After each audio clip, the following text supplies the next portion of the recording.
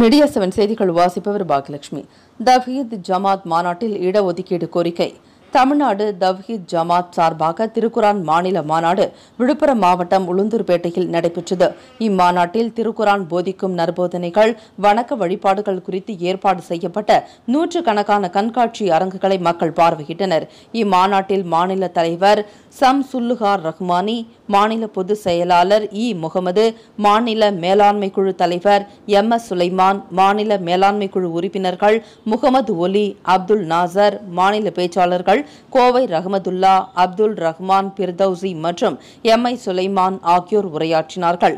முத்தலாக் தடை சட்டத்தை வாபஸ் பெற கோரியும், முஸ்லிம் சிறைவாசிகளை விடுதலை செய்ய கோரியும், பாபர் மஸ்ஜித் நிலத்தை முஸ்லிம்களிடம் ஒப்படைக்க கோரியும், கல்வி மற்றும் வேலைவாய்ப்பில் தமிழகம் மற்றும் புதுச்சேரியில் இடஒதுக்கீடு வழங்க கோரியும், பூரண மதுவிலக்கு அமல்படுத்தவும், கஜா புயலால் பாதிக்கப்பட்ட மக்களுக்கு பாரபட்சமின்றி நிவாரணம் வழங்கிடவும் கோரி தீர்மானங்களை மாநில துணைத் தலைவர் அப்துல் ரஹ்மான் மாநாட்டு தீர்மானங்களை வாசித்தார்.